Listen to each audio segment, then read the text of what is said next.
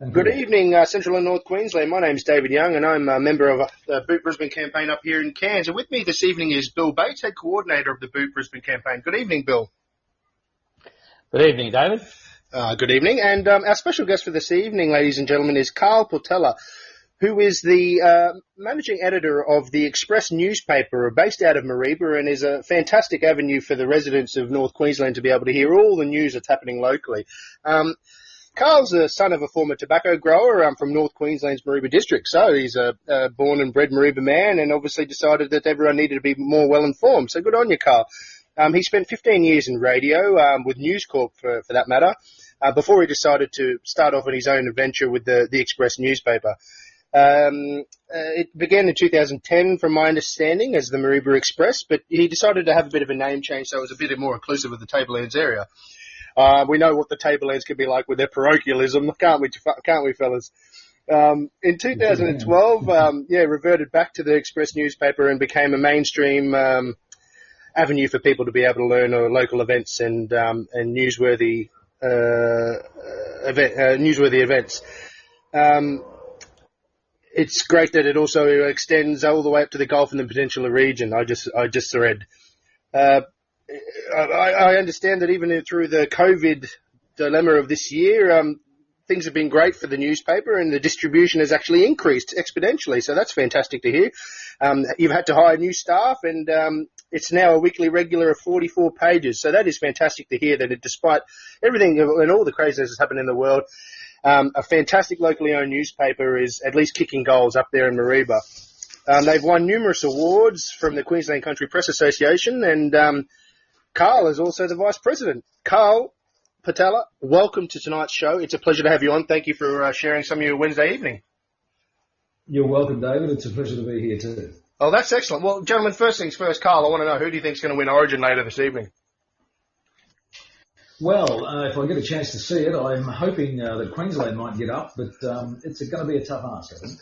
Well, look, we like to try and keep tonight's show to about an hour, and hopefully that means I think 8 o'clock is roughly when it's kicking off. I'm not sure. Is that when it's kicking off? I think so, yes. Well, I guess let's stick to that time frame, I guess, and just have an awesome discussion for an hour and make sure everyone can go and watch Queensland kick some New South Welshmen butt.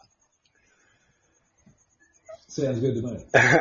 So, Carl, let's just touch for a second about the fact that you used to work for News Corp as well, and that in recent months and at least in the last 12 months, we've seen an active retraction from their services and their products from regional Queensland, especially from down in like the central Queensland area.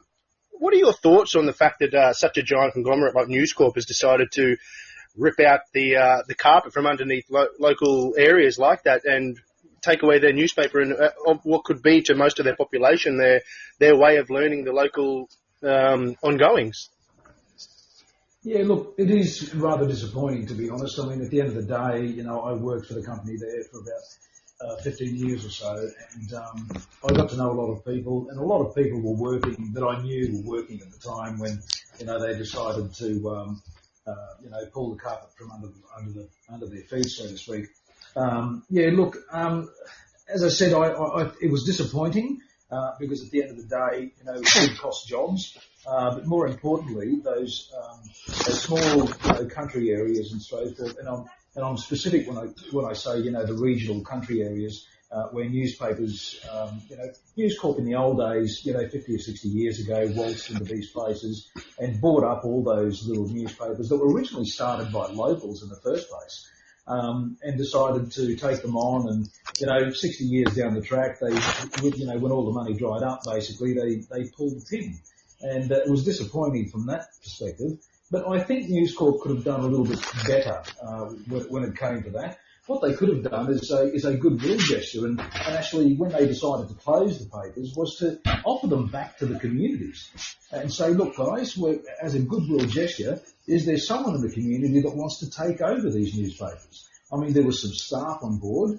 They could have obviously, taken on board some more staff, and it would have continued on rather merrily, because some of those newspapers that were closed were very profitable. There was no reason really to shut them down. And I believe that News Corp actually jumped the gun, quite a bit, because at the end of the day, local newspapers, can't be replaced. I mean, you still can't Google what's happening in Cloncurry today or what's happening in Mareeba today.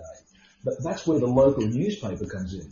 They're correct in saying that the majority of the news that these corporates actually put out, especially in capital cities, most people are going online. That's fine. It's national and international news. But as far as the local news is concerned, no one's covering it. And that's where the local newspaper comes in there. And that's a fantastic point, because and we're just lucky that there are people like yourself that have taken that aboard themselves to keep their local community informed. It's absolutely fantastic. But in some of those communities that don't have champions of the local communications like yourself, they are now left lacking. And it's just a shame. And you're right. Your point about offering that back to the local community before they completely retreated from the area is just sad. And I guess that's the point of the modern day media conglomerates, that it's about the bottom dollar, I suppose, in lots of different ways. You can't help but say they probably made a justified decision, but when it comes to dollars and cents. But when you probably had a viable newspaper that made just enough money to cover itself in the very least, and to cut it anyway, is a great big shame. And I guess all the more to people like yourself. Yeah, absolutely. Look, I mean, in our region, there were three News Corp newspapers that closed down. And, those communities that were affected in quite a large way. I mean, some of these people have been reading that particular paper for, 60 or 70 years. It's unheard of. I mean, we're in a situation now where we're trying to pick up the pieces ourselves and cover those areas and get into those areas and become their local newspaper. I mean, we originally, started off in Mareeba. But now we've obviously broadened our horizons. The 40% increase in distribution and obviously, extra staff that we've had to undertake over the last couple of months, proves that, that local newspapers are not dying because people are embracing them, the communities are embracing them. And now we're finding ourselves in a situation where, every time we spread our wings a little further, then we're getting that acceptance. And it takes a bit of time. People get used to their local newspapers over, decades. I mean, we've only been in the area about 10 years, so we're quite young, when it comes to a newspaper. And but I understand that there's, opportunities and so forth out and about at the moment, and I understand that there's quite a few new publications that have picked up and down the coast, including Cairns as well. Well, I guess that's the point as well. And you say that the landscape might change about how people want to receive the news, whether it's digital or still semi-physical papers or not. But at the end of the day, the community still needs to be informed. And I guess that's part of the problem, that's where people like yourself have managed to fit in, because it's like a tailor-made suit. You can't have a suit and expect 100 different people to fit into it exactly the same way. If you're going to have a strategy for increasing revenue in a place like Brisbane, Sydney or Melbourne, and it's targeted at larger companies and a marketing scheme that's targeted for audiences in inner metro areas, you can't come all the way down to little old Cairns, little old Townsville. I mean, I don't say that derogatively at all. It's a big change in step. You have to be more in tune with what the local community wants and their needs and how they want to receive those products and how they need to be communicated to. Would you agree? Yeah, absolutely. Yeah. Look, it's the role of a local newspaper to basically keep people honest, especially when it comes to politics, your local council, whether it be federal or state politics and so forth, and record the history of the region. It's very important that people understand that newspapers, do have a place within the communities. And I mean, people look up, they take ownership of the newspapers. I mean, in our case, people say it's our newspaper.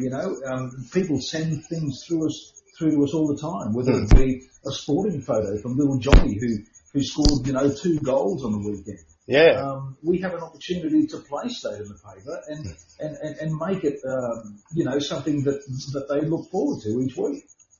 Well, and that's the point as well. The other thing is, there's an emotional investment. When you're a local person who's grown up and such a large percentage of the population that is in your local community, and you're doing this venture. There is an emotional investment because you understand the importance of keeping your local community informed. And like you said, even if it's little Johnny's photograph in the paper with his soccer ball, that's your fifth neighbour down the road's son. And these things are important, and I guess that's something that an editor down in Brisbane, when he's crunching the numbers of what to do with a regional newspaper, whether they should shut it or keep it going, doesn't care about that stuff. But I guess that's sad. No, of course. I guess that's sad. It's just the nature of a inner city and regional mentality that we suffer across many facets, and we'll probably talk about a few of those even in the political spectrum. Phil, what were you about to say before I started talking? Sorry.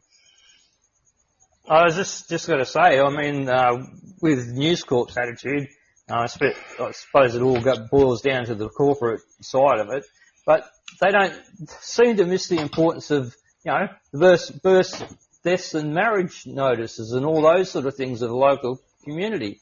And I know some people, I mean, it sounds funny, but I mean, a lot of people go buy their local paper, and there's a couple of pages they turn to first, and see who's still around, who they know has popped off or whatever. But I mean, that's all part of the general community sort of thing that holds the community together, sort of thing. So I think it's very sad, but to a degree, I think they defend themselves in, we've got the digital format and things like that. But gee whiz, I did a run down to Brisbane couple of weeks ago, and I stopped off in Bundaberg, and I just contacted what's left of the local media there, as far as News Mail, I think it was called, down there, and I just drove past their office building that I visited, I think, in about 2017, and that's just all closed down, and it's got a for lease sign, and the name plates are all being removed from the building. And so it looks a pretty sad sight. And then I talked to the editor, and now I think there's only three staff actually left there, and they work from home.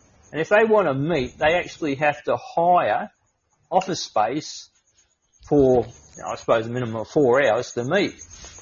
So I think that's a pretty sad indictment of a township. No, it's big as Bundaberg, and then you go up the same thing. I looked at the real estate page for Gladstone and the Observer building. I mean, that's completely stripped and for lease.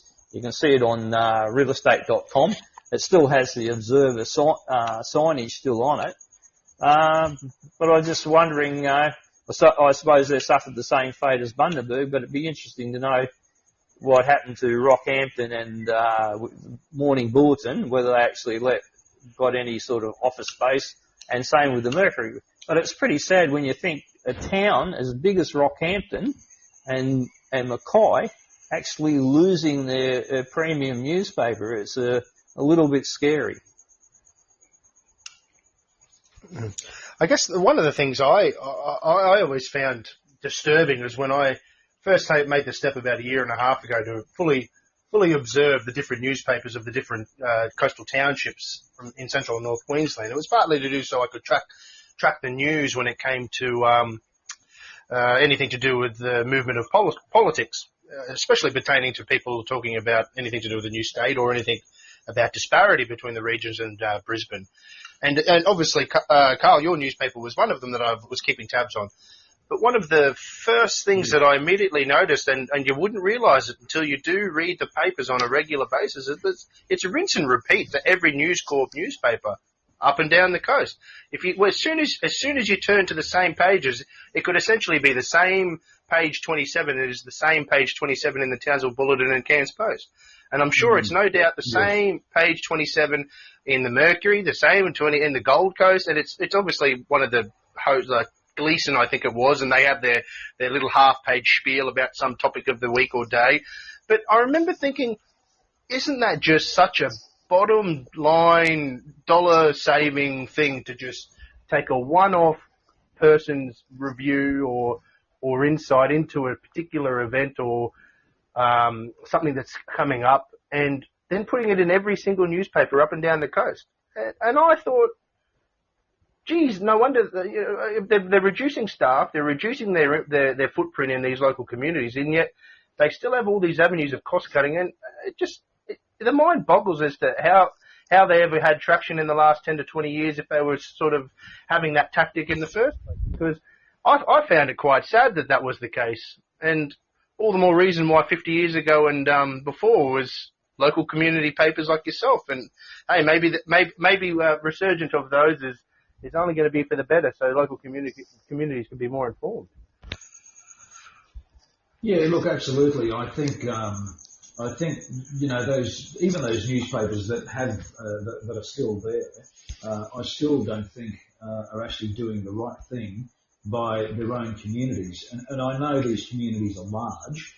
When you're talking a place, like Rockhampton, Townsville and Cairns, they're large communities. But they still are communities. They might be large communities, and people still want to know about what's happening within those communities, not just the stuff that's happening, in Western Australia or Sydney, Melbourne, and around the world.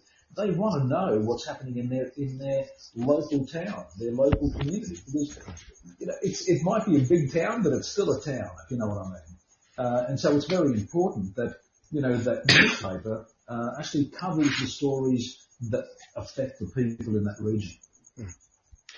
That's too right. And look, we could talk till the cows come home until how silly things are in other media outlets. But I guess let's change it for a little bit, because Carl, I want to learn more about how you guys are doing so well in the last 6 months through the COVID that you've got to the point where you're so busy you've had to put new staff and increased your distribution by 40%. What could you share a little bit with us about just what's been the lead up to that, and how excited you are about riding that into the future? Yeah, look, I mean, we were rather fortunate. I mean, I think we are fortunate, especially in far north Queensland. I think the wide open spaces and so forth have protected us somewhat, from the COVID influence. I think that because of COVID, I mean, we went into lockdown ourselves. The whole state went into lockdown for a short period of time. We took the opportunity to actually go home and work from home. That worked for probably, especially just for my journalists, only for a week or so, because they were bored out of their minds staying at home, and they couldn't really do their jobs because they weren't out and about, talking to people and getting people's reactions to the various things that were happening around the COVID situation. So we decided as a company to get the journalists back into the office, and there was only two of them, so they were practicing all the usual COVID distancing and so forth. So they were happy to do that. The rest of the staff, obviously, the admin and the sales staff, obviously could do that work from home. We found, obviously, we were affected. I mean, some of the businesses, the local businesses, were affected like everywhere else. Your pubs and clubs that had to close down and so forth did so. But then what happened was that some of the federal government advertising and so forth kicked in, and it basically was more than what we lost from a revenue perspective. So it kept us going. And in fact, what we did was we were a little bit more proactive when it came to helping the local community actually, survive. There was very mixed messages coming out from the government at that time as well. The federal government was saying, stay at home, don't go anywhere. You need to practice, be safe and so forth. And on the other hand, the businesses were open. The businesses that could open were open. So, you couldn't go out unless you had something of a necessity. Now, when you think about it, at the time, if your car needed a new set of tyres, for you, that was an essential thing. So you could have gone to a tyre dealer and purchased a new set of tyres. But people were getting the mixed message where they were told not to go out. Don't leave your home. Stay indoors. And so the message was mixed. So what happened to those people or to those businesses that were allowed to stay open? They then had to inform the public that they were actually open for business. And that's where we came to the party. So what we decided to do as a company is we decided to slash our rates. So instead of offering, normally a full-page ad would normally cost around the $1,200 mark, we sold that for $250. So what that did was it created a lot of interest within the business community, and it created an affordability aspect which they jumped onto. And, we survived that period through, by doing that.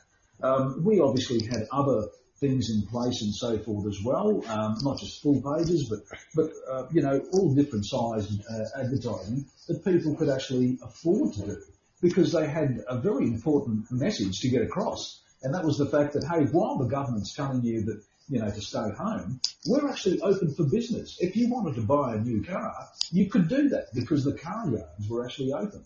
So, yeah, that's how we basically, got over it and so forth. And now, simply because of the closures of all the other newspapers, and we had 3 of them in our area, we basically boomed. We went double in size from a paging perspective. We had to hire more journalists and more admin staff and also salespeople. And at the moment we're riding high, and I think it'll only get better from here on in. So as far as we're concerned, the local newspapers are here to stay for a very, very long time. Look, and look, Andy, one of our listeners who's in the chat room below, just made a very, very great point. Is I guess that's the flexibility that can only be generated through small businesses that you were servicing, as well as yourselves being a small business, servicing the local community through communication. And that's something you never would have been able to get a large corporation to be able to do. And look, you guys were, as far as I'm concerned, the way you just outlined that story, Carl, was brilliant. You reduced your prices immediately to allow for the businesses that might have already been suffering in the first place. Listen, help us, help you, help the local community to just inform everyone that we're still trading as usual. And I guess that's one of the points that we always have gripes with as well. And this is an agenda a little bit separate, is I guess it never needed to get to such a drastic point in the first place, and especially in a place like the Tablelands. I mean, I dare say you never had more than a handful of COVID cases in the whole of the last 12 months. But the point is it's like the one-size-fits-all that came out of the way that from the federal level to the state, of locking down the regions like you would in the CBD of Brisbane, where there's one person every couple of metres, was absurd. And it's great that you guys could mobilise, but be flexible in that manner, and help local businesses still trade in a reasonable fashion, and at least let the local community who decide to live in the beautiful part of the world that we do, without the extreme amounts of congestion and people that are surrounding us, for these health benefits, for these reasons. Look, I think it's fantastic. That's a great story, mate. Yeah, absolutely. Look, we had a situation, during COVID where we were very much shielded from it. But there was a report coming through the Queensland Health that there were a number of cases in the Cairns region. Now, the Cairns region health area obviously encompasses quite a large area, including the Tablelands. So we had numerous people calling us and asking us, are these cases in towns that the paper distributes to? Are they in Mareeba? Are they in Atherton? Are they in places like the Beulah? And we found it very difficult to get a straight answer from Queensland Health because they didn't want to cause panic. Now, I understand that they didn't want to cause panic. However, the government was out there telling people to stay indoors, don't go out, you don't want to catch this because you may die. We found it difficult in trying to get a straight answer from Queensland Health, simply because the people locally wanted to know. And I mean, look, I was one of the ones that was susceptible to the disease. So at the end of the day, I looked at it from a personal perspective and thought, well, if there's someone in my town that has it, I don't want to know who it is, but I'd like to know if it is in my town. And that way I can protect myself even more, when I go out, visiting shops or doing my groceries or whatever the case may be. And when we did actually announce, they did finally give us some information about that. And our website just went absolutely berserk. Within the month of March, we had 180,000 hits on our website just for that particular story.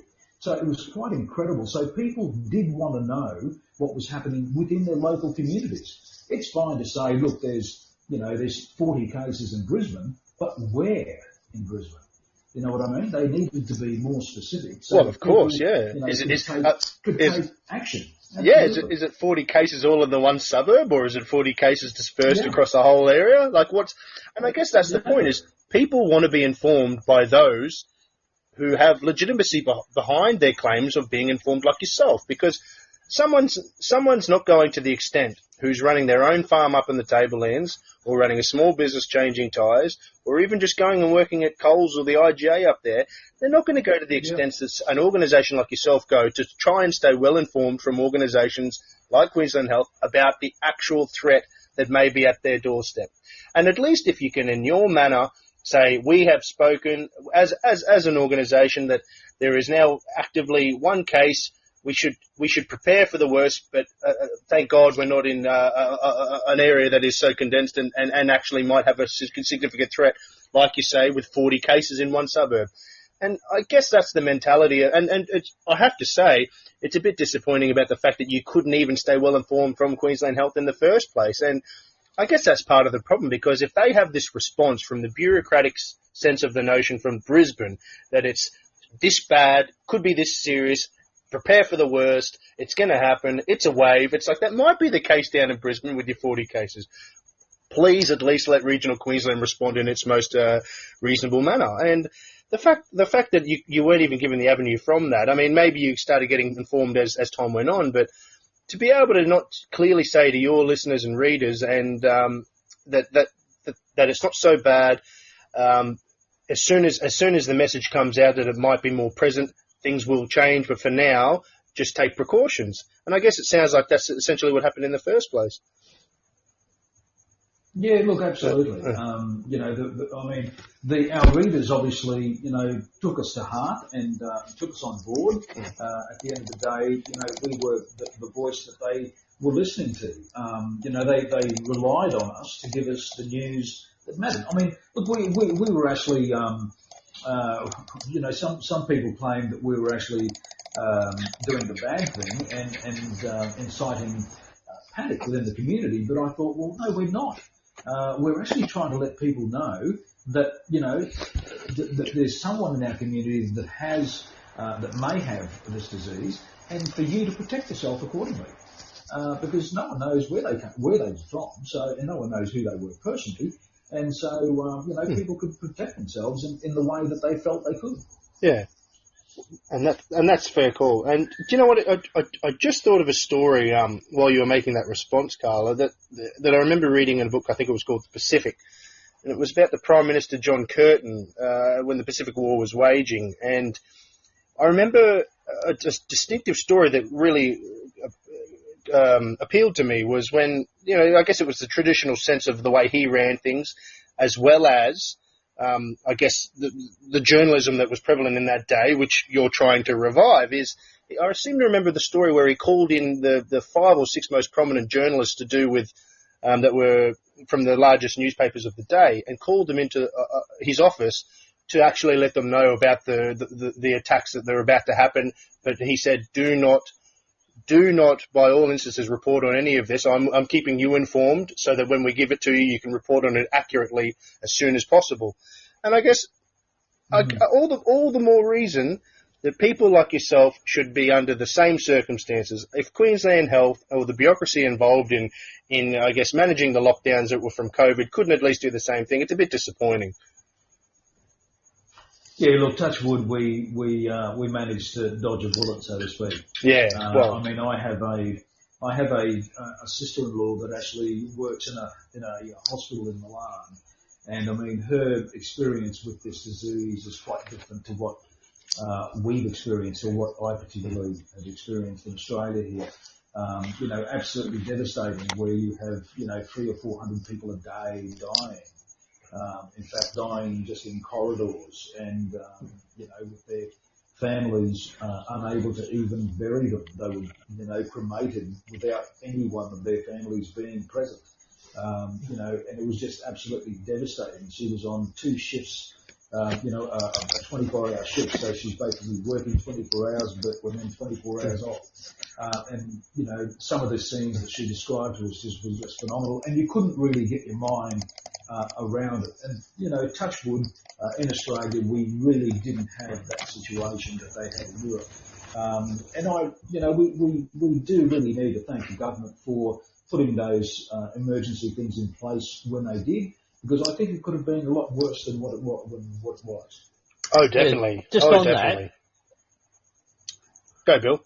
Just on that, I think we dodged a bullet because the Chinese tourist market dried up a couple of years early.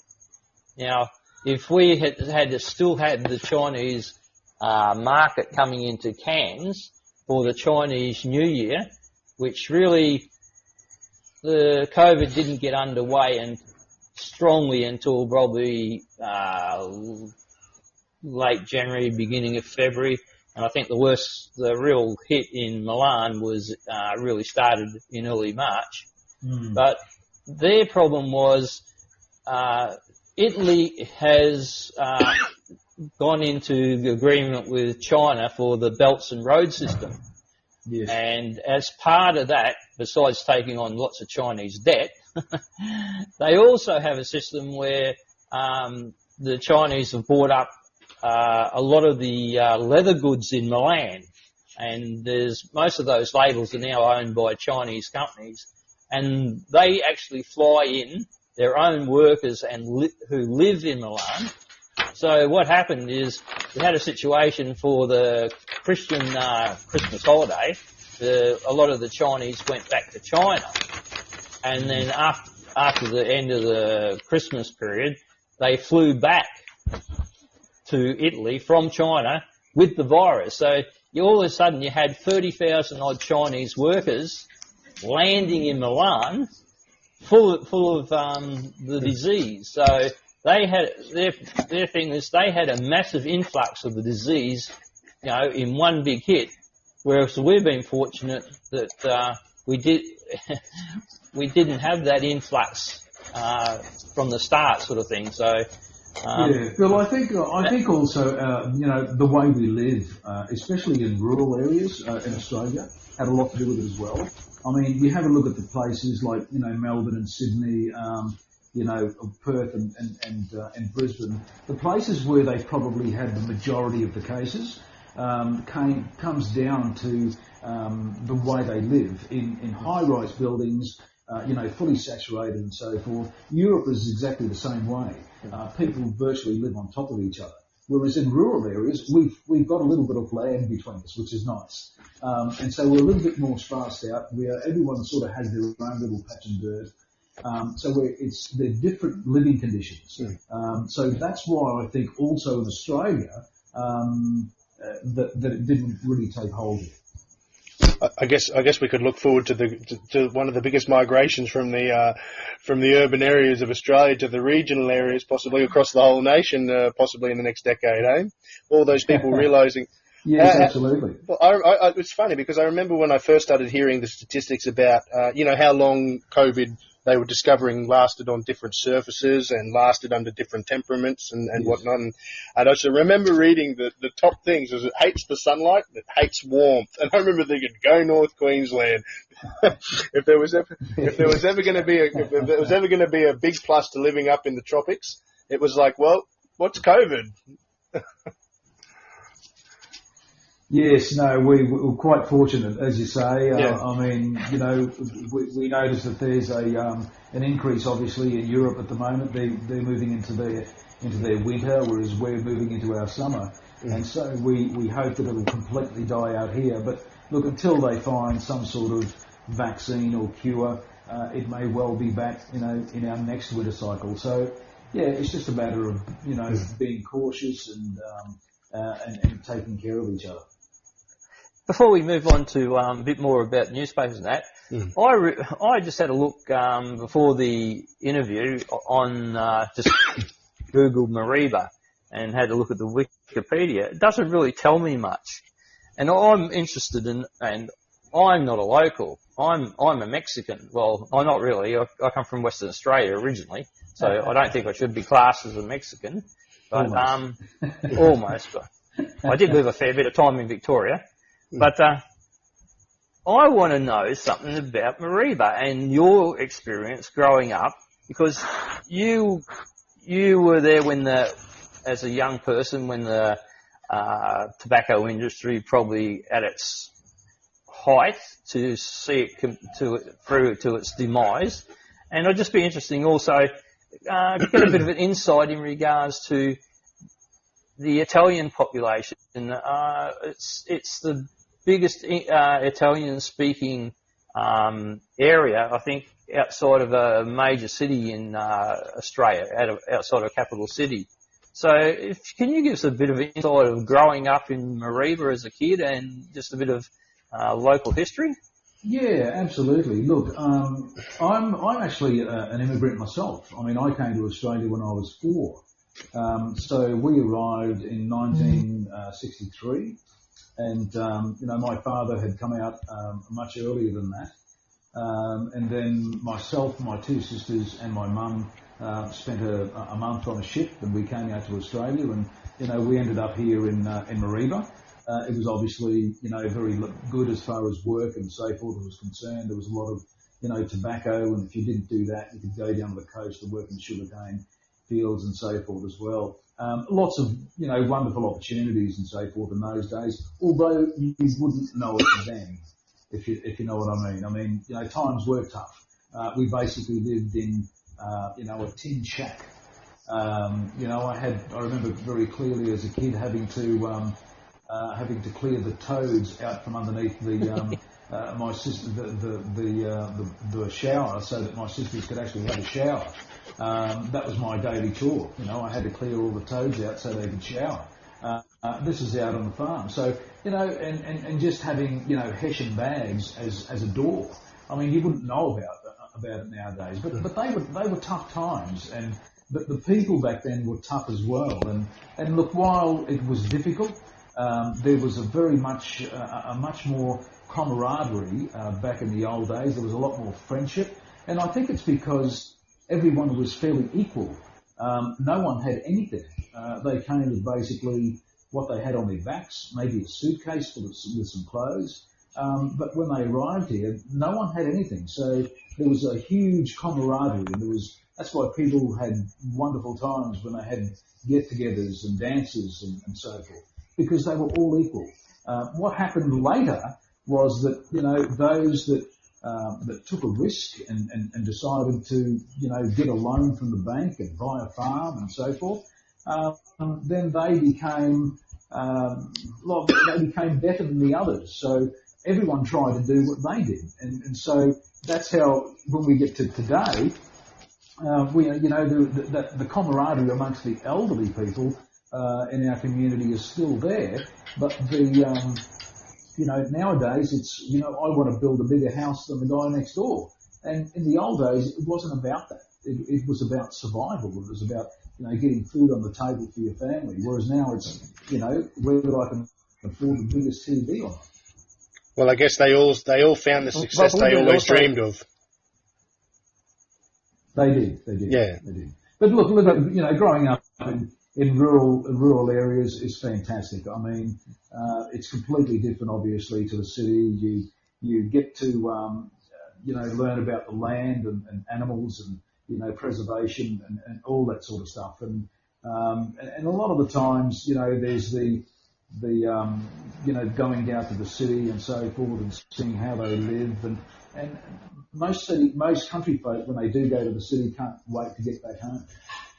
It's too true. But if you've been born and raised in the city, that's where you prefer to live. It's your comfort zone, It yes. comes back down to, what you're used to. Absolutely, very much so. Bill? In regards to families and that, does the area sort of suffer from children leaving the area to have to go to Brisbane or further afield for career advancement or opportunity? Is that one of the things you... That's always happened, Dave. I mean, even, when I went to school, I mean, I actually was one of I think I was the only one in my grade 10 class that actually finished high school. The rest of everyone else sort of left and went to, find some sort of work. And today, the majority of those are actually very successful business people, and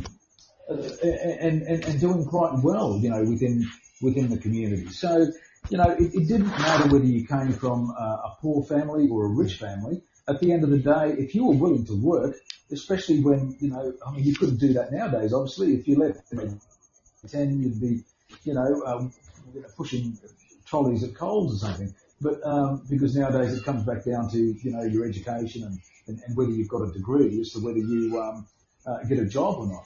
So, in those days it was different. You could leave in grade 10, get a job as a mechanic or whatever the case may be, and progress on and have a huge thriving business today. Those opportunities are probably very few and far between nowadays. You do have to have a little bit of money and obviously education behind you to achieve things like that. But that's or invent an app that sells well. Yes. Indeed. Yeah, well, Carl, obviously being in tune with the community up there in the Tablelands and predominantly Mareeba where you guys are based agriculture is always such a strong component of Central and North Queensland on its own right. Second to probably mining down in Central and North Queensland, obviously. But what's the word on the street from the agricultural sector of the future of an area like Mareeba? We always have talks of simple things like dams and making the water more available so that we can increase our agricultural capacity. But, obviously, especially when you say from a generational perspective that you have seen so many things change in the Mareeba landscape when it comes to people from starting at 50 years ago or 40 years ago all the way to now where most people own their farms and it's now their children that they want to try and get involved. Do you see an avenue where agriculture is so strong that it is burgeoning on the point of wanting to go that step further and exploding with more agricultural in itself?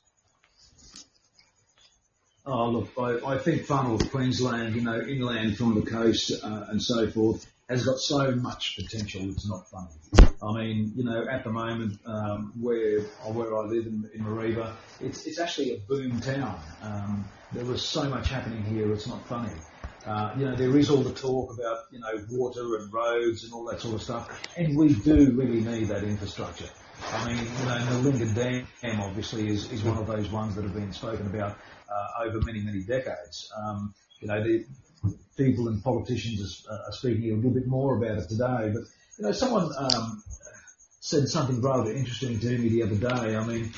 Water sometimes is looked upon as, just something for the farmers because they need it to water their crops. But when you put in something like Nalinga Dam, and I can also reflect on, say, Tenaroo Dam, which has been here for quite some time, and you have a look at the infrastructure and so forth that surrounds Tenaroo Dam.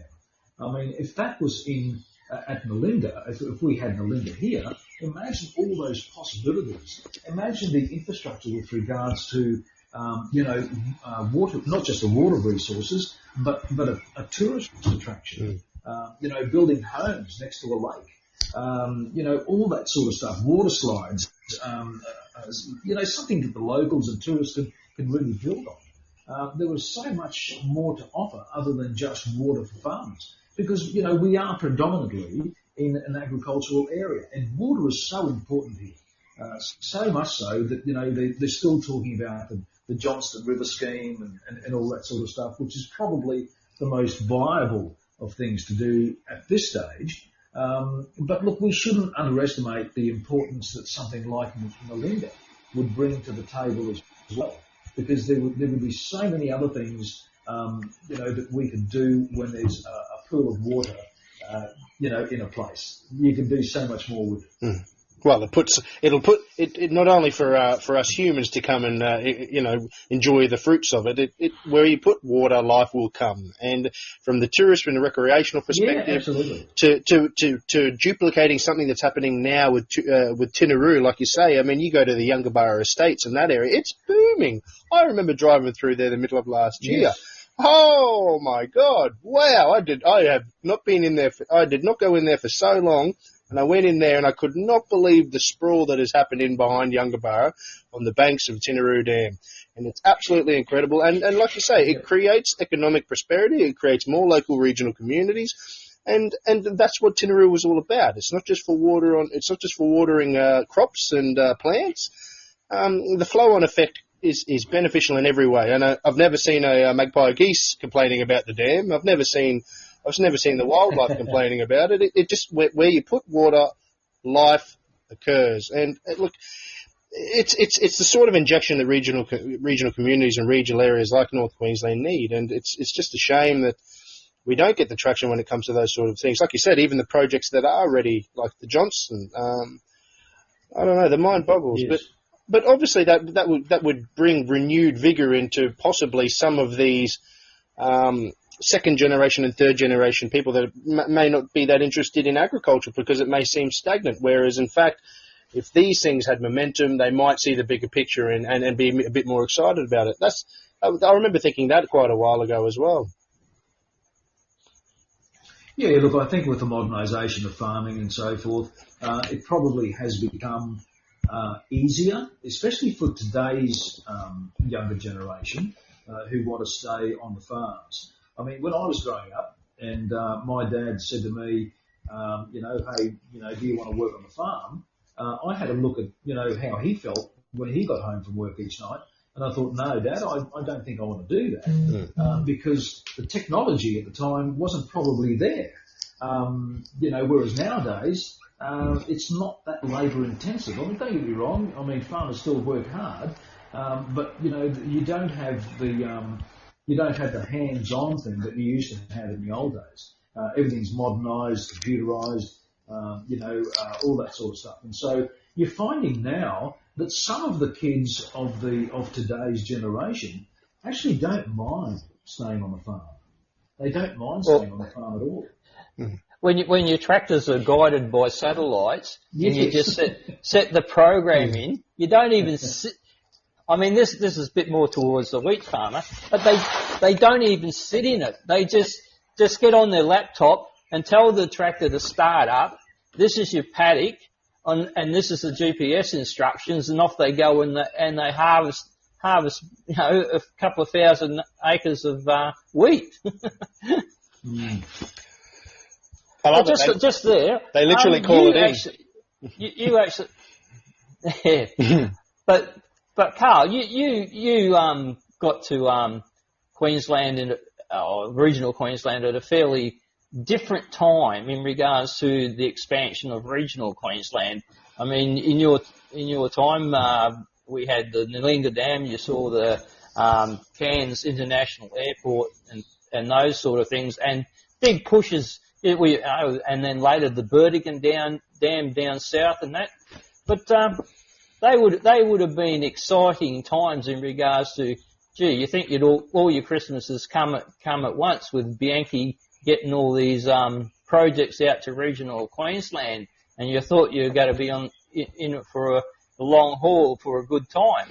But do you see a big change between those sort of heydays with the Peterson government and the system of voting then, which was a system called mal-proportionate, where you had some regional electorates only having 5,000 or 6,000 people in them, and then you had some city electorates with 20,000 people in. So we had a lot of representation in Brisbane. So regional Queensland had some fairly big hitting power. So can you see a major difference from that sort of era when things seem to be really going for regional Queensland, especially far north in Queensland in particular, to what it's sort of become today? Yeah, look, I think the old cliche of, the forgotten north and so forth is still well and truly alive. We really are, the forgotten north. And in fact, if the governments of the day were serious in trying to populate the country properly, they would look at regions like far north Queensland because they are ideal. I mean, we have some very large agricultural areas that are just booming at the moment, and they're just waiting for people. I mean, we can't find enough workers up this way. I mean, especially now with the COVID situation and so forth. We're just about to get into the lychee and mango season. It's going to be interesting how some of these farmers are going to be coping with that. But there are huge opportunities and so forth for the areas to be opened up, and it basically just needs some money poured into it. I'm very surprised that very few federal governments and state governments can actually see that the potential that inland far north Queensland actually has for the whole state. I mean, at the end of the day, if you put the infrastructure in, then the people will want to move to the area. If it's not there, they'll stay in the city. But give it a go. Build some dams, put the infrastructure in to attract the people to the region, and they'll come. Field of Dreams. I always think Field of Dreams. Field of Dreams. Build it, and they will come, or he will come. Dave, absolutely. Look, as far as things like all the things that with regards to when I grew up in the area, as you say, the Cairns Airport, there was lots of infrastructure that was put in. I mean, we're sort of going through not a similar phase now. We have been, but the towns on the tablelands are really progressing really well. It's the pushing the shop local and supporting your own little district. It's so very important nowadays that the people in the community support their own communities and stop going down the hill to Cairns to do their shopping, and buy your vehicles in town, do your grocery shopping here, support the local butcher, the farmer, the candlestick maker, all those things there. It's so very important. And the thing is that when people do that, communities thrive. There are a lot of there's a little project happening in Mareeba at the moment. It's an overseas development by a Chinese company. It's looking to house some 2,000 people. It's been basically constructed from shipping containers which were modified in China, shipped to Australia, and put together like a little city. That's due to open in the next 12 months or so. Progress on that is very good.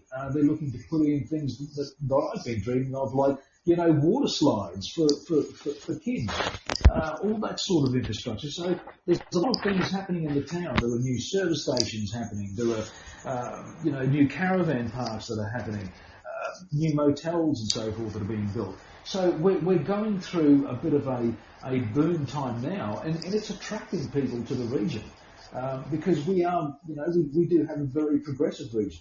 Our council here is exceptional. The councils on both the southern and northern tablelands are very good councils. They have been for quite some time, and they're listening to the people and putting the infrastructure in to make the place livable and attracting people to the region as well. So look, we can expect more great things to happen.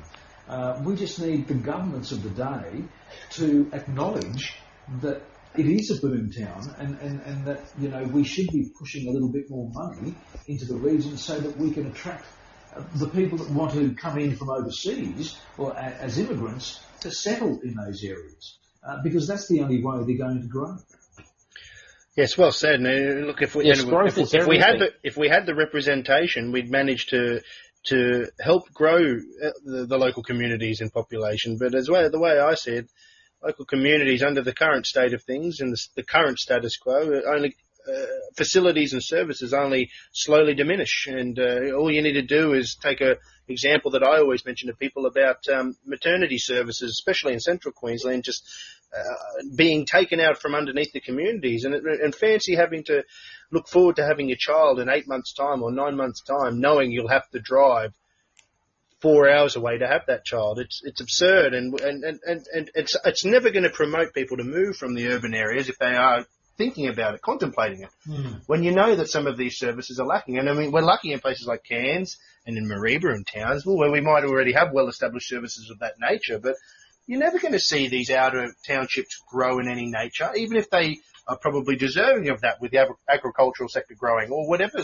Maybe a mine has just opened up. we're never going to see that happen unless the services are there for those particular people to actually take advantage of. Absolutely. Yeah. But that's only one example. Bill, were you about to mention something? I was just sort of mentioning in regards to like when we had the big boom period in the early 80s, late 70s, early 80s, and that I think there was something like 24 members of Parliament in Central and North Queensland. Today we've only got 17 out of 93. I mean that 24 was out of 82, and now we've got 17 out of 93. We've also got the situation where Brisbane or Southeast Queensland's growing at more than twice our rate. So we can expect as each redistribution happens, we'll have less and less representation down in Brisbane.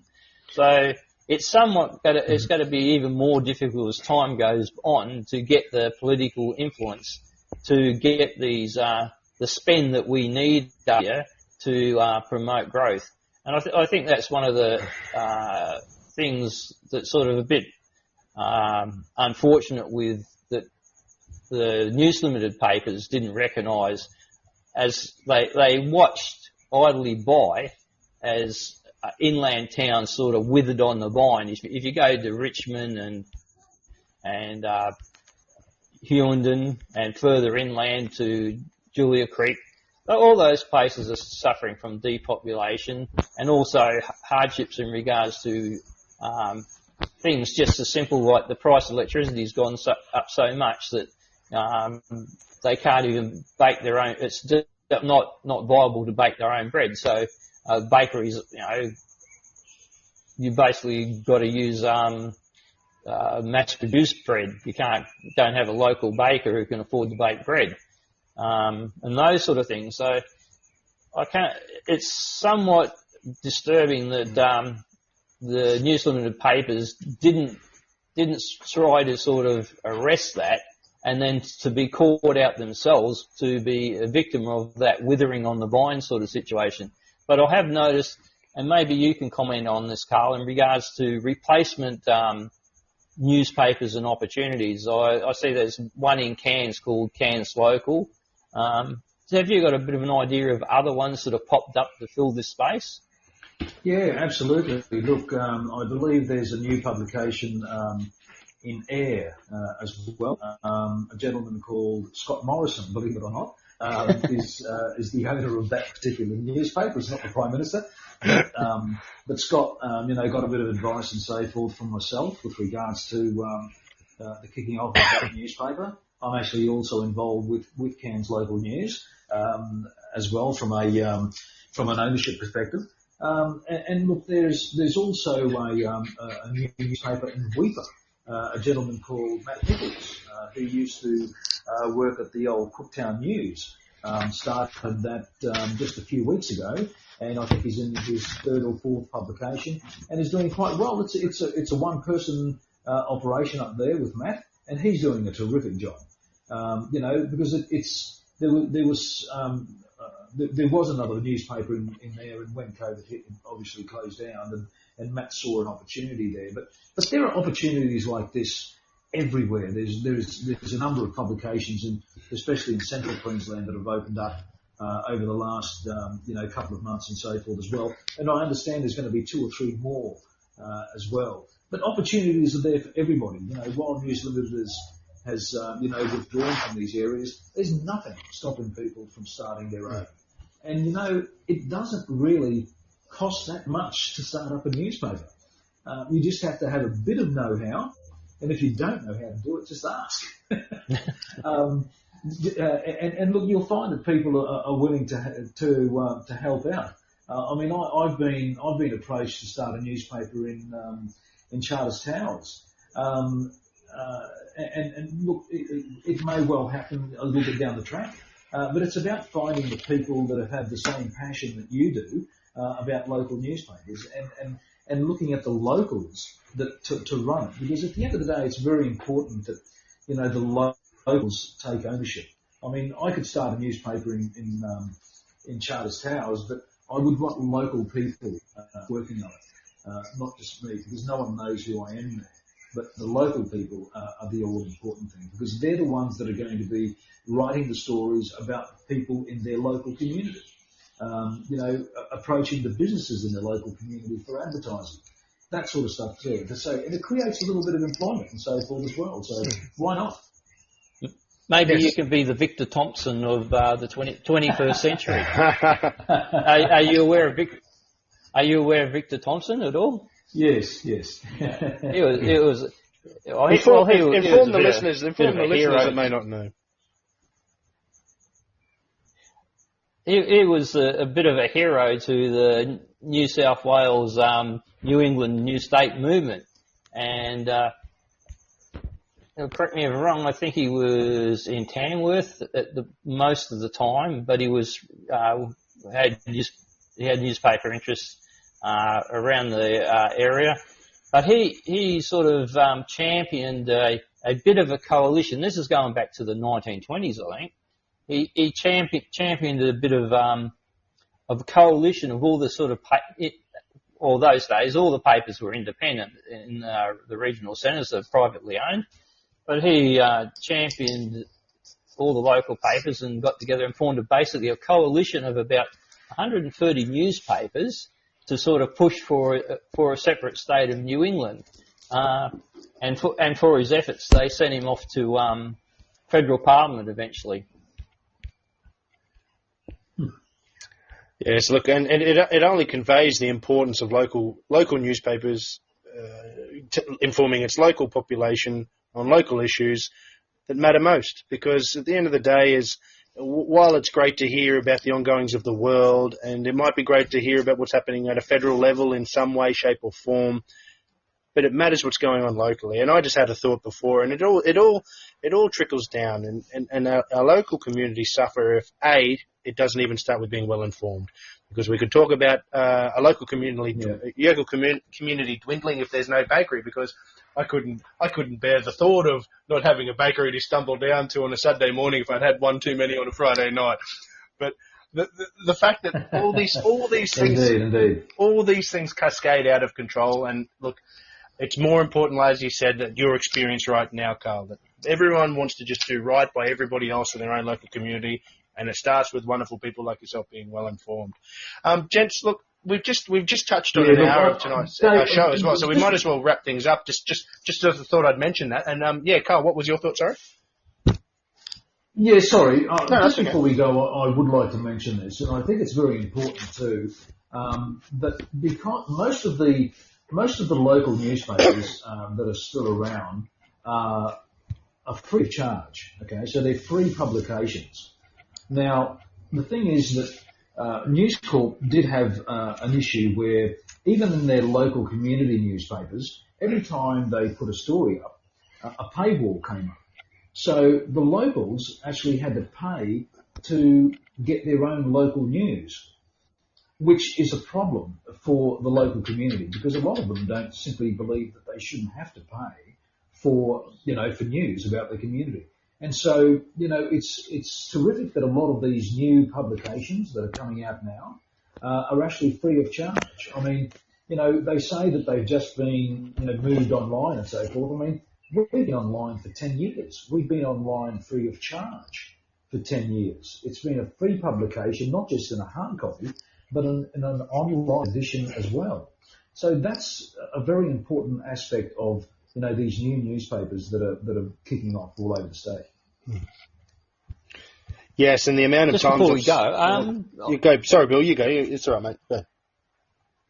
Go. Just before we go, I just want to touch on the Save Our Voices campaign. I think we've seen some ads where Ray Martin's fronting the TV cameras, sort of calling for basically saving of regional news or new media. I think both TV and print sort of thing. Yes. Now I've gone onto that website, but gee whiz, there's not even a phone contact to ring someone and talk to them. You can type in your email and basically what can you do to help them. That doesn't sort of sound to me as though it's overly helpful for the public to find out what's going on. And then I get from the campaign and that, I get it's more of whinge to extract concessions and that from the taxpayer to probably in the first instance go to the bigger boys to keep them in comfort, sort of thing. So I just find that a little bit galling.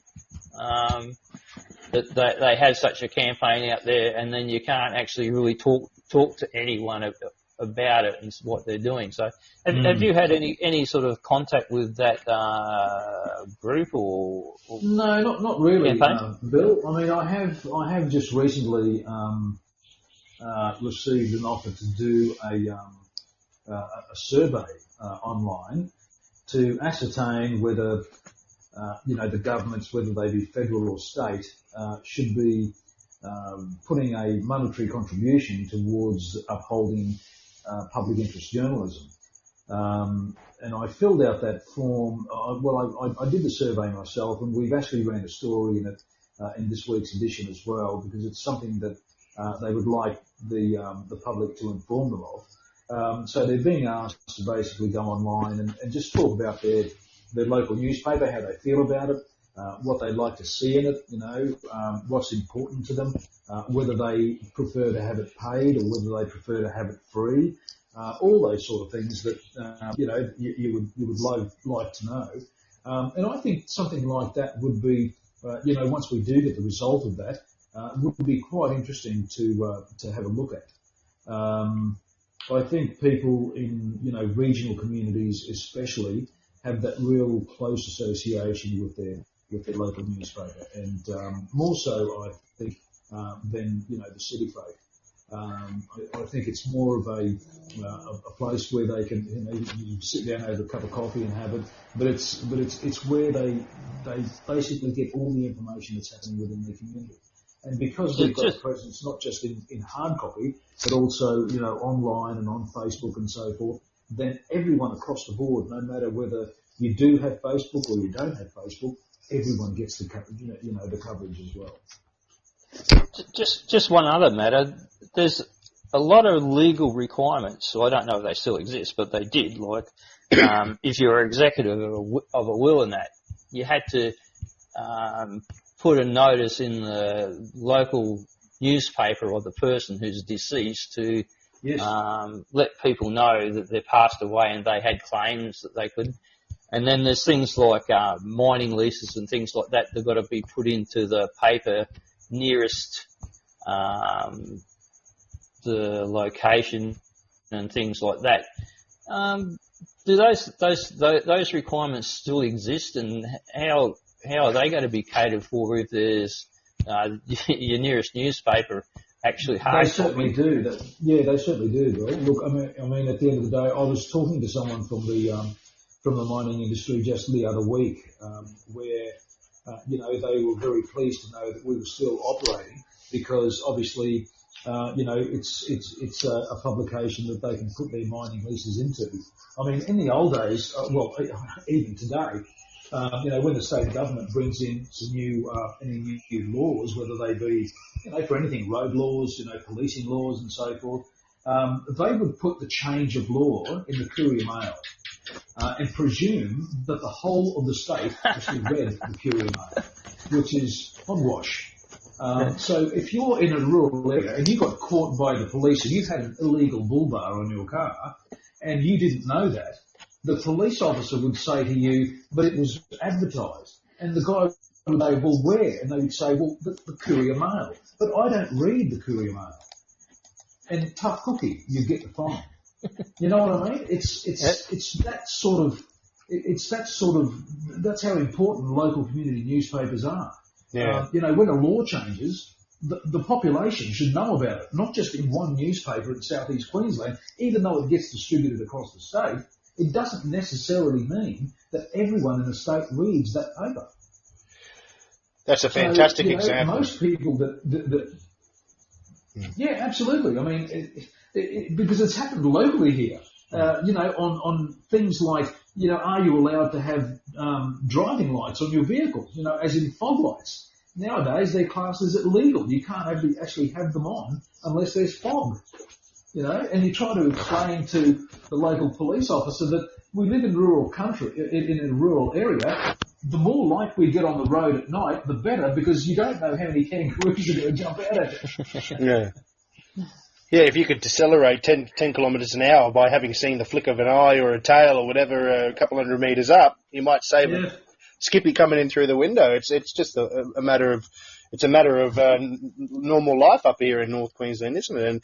And I guess it wouldn't be surprised with all save a life. And the example you gave was a great one, Carl, because where are all the bull bars in North Queensland? Because that's like where are all the bull bars in the whole of Queensland? Sorry, Yeah.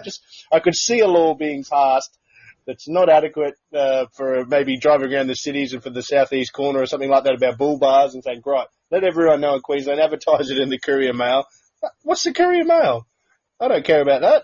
I certainly would like to be better informed about the fact that you're going to make all the people that I know that live in my local community, that every second person has a bull bar on their car, that we should probably not have them anymore, or something is illegal about them. But, oh well, that's just the way that it is, I suppose. Look, gents, it's been a wonderful discussion, Carl. It's been an absolute pleasure having you on. We might as well wrap things up. Bill, did you have any final comment to be able to wrap up this evening?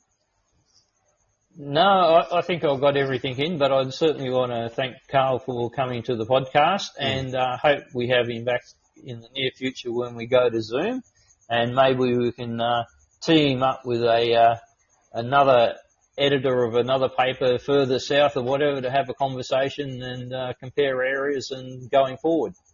On Zoom, does that mean people can see me? Yes. Yeah. You can wear a funny face if you like. No pajamas apparently, mate. It's been a pleasure. I've actually quite enjoyed it. Oh, that's great, Carl. I've actually quite enjoyed this conversation myself. So thank you very much, Dave and Bill. It's been a pleasure, and I'd love to join the conversation at another stage. Look, thank you very much, Carl. Well, thanks very much. And thank you for taking time out of your busy evening and week, and go and enjoy the Origin. Well, ladies and gentlemen, that was our special guest, Carl Portella, who is the editor of the Express newspaper on the Tablelands and for the whole of North Queensland.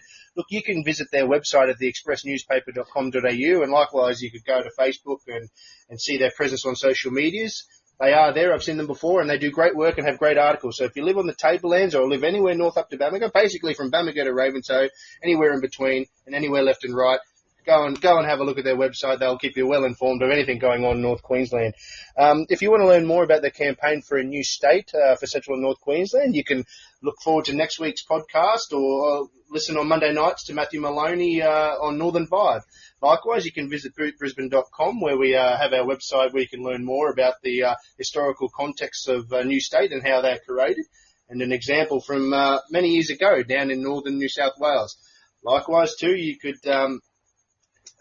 visit our Facebook pages. One is a sponsor of this show, Yes to a North Queensland State, as well as bootbrisbane.com, bootbrisbane.com's Facebook page as well.